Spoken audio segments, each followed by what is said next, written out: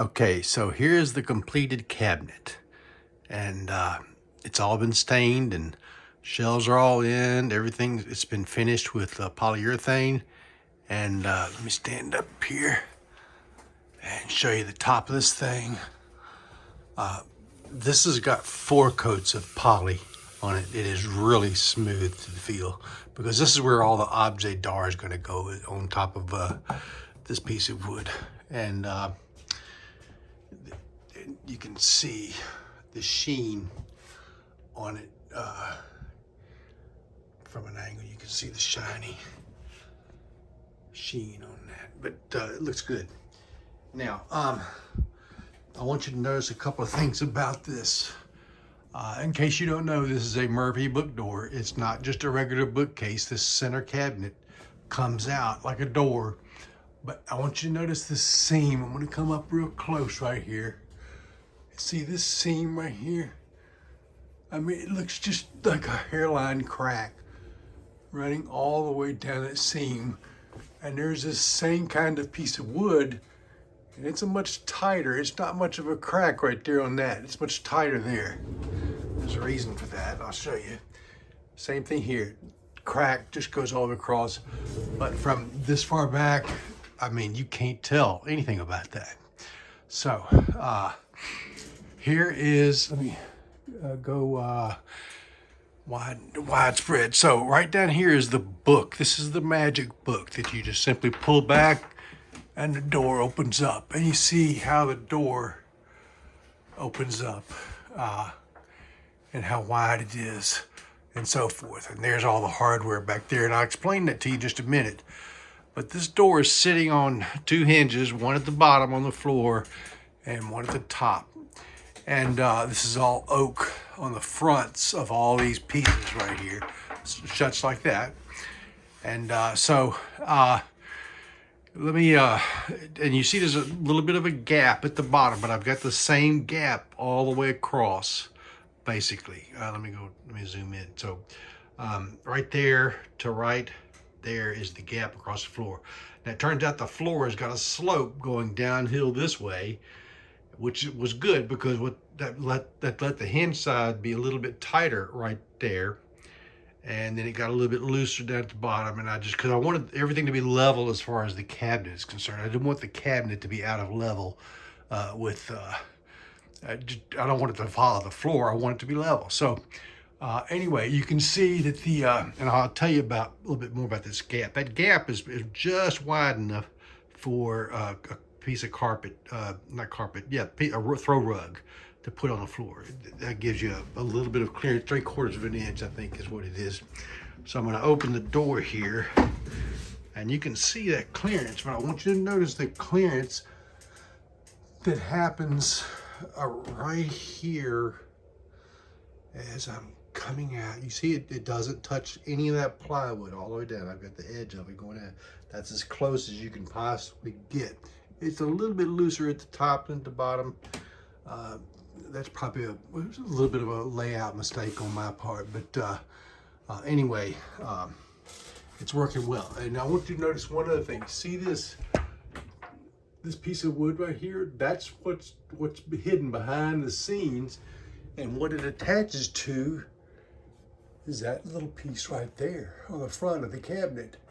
And so this little piece is cut out to match this little piece right here. And as it closes, take a look, as it closes, it just closes up that gap. And when you're looking at it from the front, you don't see anything on this gap right here. You see a little bit from the side, but people aren't going to be looking at it from that direction.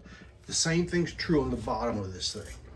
So if we open it up, you can see from the bottom that it's got that same pattern down here, and right over there, that same pattern exists. So this closes over the top of that, and it closes perfectly, and you can't tell from back here that there's any gap whatsoever. Now what happens on the other side right here? You notice that this piece, this mullion right here, that's fluted, comes out when you open the door. So So when I open this door, this thing is fastened to the moving cabinet right here. And on the back side of it, I've got a support piece of oak glued into it right here to give this thing a lot of support right here. So it's very sturdy, because this just simply rubs up against this piece of plywood right here. That's what closes it, but there's no glue obviously on that. The latch, by the way, is right up under there. That's what it goes into. That's the lock plate or whatever. Anyway, it's got a hole in it. That's stainless steel, and then the actual mechanism that locks into that is this right here, and you can see that go down. Looking at it from the side, you can see how it goes down just like that. And that's a fine piece of machinery right there. You can see that it's not that big. I'll explain the rest of the hardware to you in just a minute. But I wanted to show you this same thing on the other side. Now this mullion is glued to the fixed cabinet right here, which is screwed to this top ledger right here. And you can see the gap right there, but when it closes, there is no more gap right there. So that fits into there the same way the other side fits, except it's just the opposite. So it's got a little 45-degree cutout right there that allows it to come away from that. Same thing on the bottom. It closes. Piece of wood tightens up seamlessly like that. So it looks like it's fastened to both cabinets right here, but it's only fastened to this one side right here. So that's the magic of the woodwork on the front, all the oak hardwood on the front of this thing that does this. And of course there's also oak on the front of each one of these shelves, and you can see the thickness of that oak right there, the color difference right there. You can see the thickness of that oak is pretty thick. And if I were to take one of these shelves out right here like this, you can see how that oak piece is put in there with that tongue and groove kind of going like that. So that's not a real good one to look at. Let me see if there's a better picture on the other side.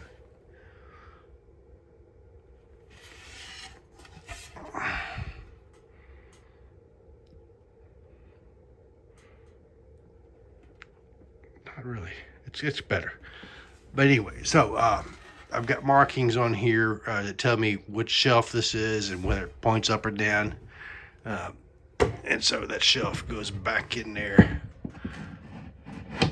just like this. So I think that's it on that. Oh, by the way, the makeup of these cabinets, there's not a screw in the cabinet whatsoever. The carcass of the cabinet, it's all done with mortise and tenon joinery, loose tenons that is, dominoes and things like that. But all the way around, this thing is just as tight as it can be, and it's got a double bottom to make it really stiff. So that double bottom, you see how thick that's the last fixed shelf. That shelf is fastened to the cabinet itself. It's part of the cabinet, and there's another shelf up underneath there that's also part of that. And then there's a 2x4 between those two that make that a solid piece of wood right here that's going to, stiffen up that whole cabinet. Same thing in this ledger across the top. This ledger that goes all the way across the top from one side to the other is screwed to the bottom of this. You can see the screws up under there. That's screwed up to the bottom of this, and that's what holds up the side cabinets fixed in place. And the side cabinets are also, well, you can't see it from here, but they're also screwed down to the floor. I covered those screws up when I put this on, but it's screwed down to the floor as well. And then there's a few screws in the back that holds it in. So there's several points of contact with the screws. And then this edge right here, there's a gap behind it, but I scribed it into the wall so it would be just as tight as it can be against that wall.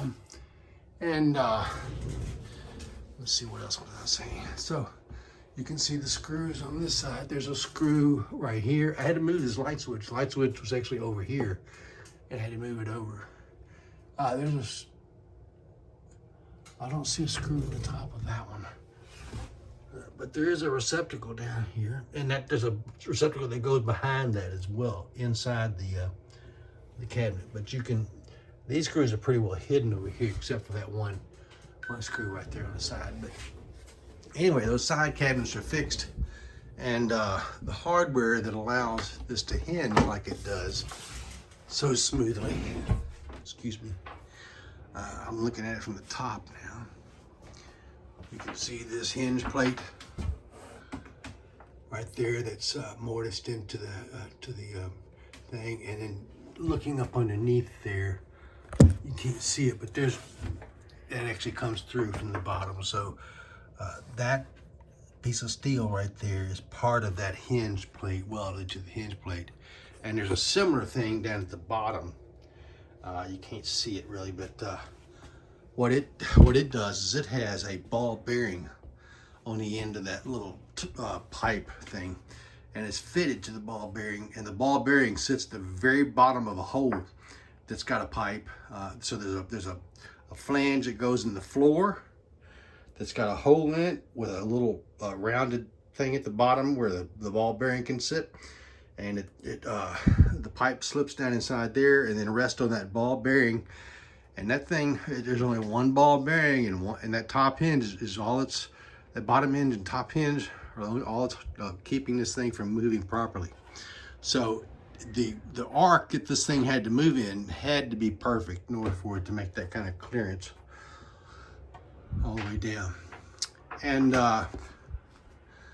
so I've got it opened up. This is as far as it goes because it actually touches against that oak right there. So I planned it so that it would open up at least a 90-degree angle. So this is how you get into the inner part right here. So let me get my light so you can see inside. And we'll eventually put books in here in the cabinets, and I'll do another video once we get that done. So I'm gonna put this light right on the floor right there, so we can see things. This is the old door frame that was in there, and I put a piece of plywood around it to cover it up. And then I added that hinge plate right there, and I filed it down on the front edge so it would be smooth when it catches. And this is all made out of oak, and then it's glued and brad nailed into the frame of the system right here, and it goes all the way to the floor. So I guess that's all to see right there. So what I want to show you is this right here. So if I go inside, so now I'm going inside and I'm on a rolling wheel right now. So here you'll see that this little catch right here goes through a hole in this board that's glued on here. It's rounded off right there, and then it kind of angles up towards this latch right here. So this thing pulls that latch down, as does this thing. And the little copper tubing right here, this goes down through a little hole right here to that book that's inside the cabinet that tilts over. And a book is hooked on a hinge. It's a fake book. It's not a real book. I'll show you some more about that in just a minute. But this allows that cable to go through the door without rubbing against the wood or anything like that. It just rubs against the inside of that little copper pipe right there. And so you got two things that hook on there. And the reason there's two things is because this one might break, and in which case you need to be able to get in. I mean, you could close the door. All right, now we're seeing the light inside here. I'm gonna get it over here because this is what we're gonna be looking at. All right, so we see the light, and you hear the change in my vocals because of the echoes in here. And so this little hole goes against this little hole is a little peephole. And right now there is a little, all right, so let me get here out of the light. So there's a little piece of wood right there that I can open this door so you can see through to the other side there, through this hole. And if I open it back up, should have pulled on it like I tell the kids to do. But that chain, that length of that chain is just right for the height of the smallest child who's 2 years old that can get in and out of this thing. So I moved that little piece of wood off to the right or left or whatever, depending on what side you're on, and it closes down like that. This is the normal position right here, and this allows it to open up. And then inside this book, I'm going to zoom out here. Inside this book, oh, it fell out. So it's got a little needle nose pliers inside here, and these are extra shelf pins in case you need them or whatever. I'll leave those out right now. And so there's the little inside of the book, and here is the nut that's holding on to this little cable wire and the edge of that copper tubing right there that goes out. But what this, if I close this, all right, so you heard the lock. So if you look through this little hole, where's the camera's over here. If you look through that little hole, you can see the little things in there, and I can grab hold of that thing. So what I'm gonna do is I'm gonna take my hand out because there wasn't enough room for my other hand. Anyway, I can hold on to that and pull down.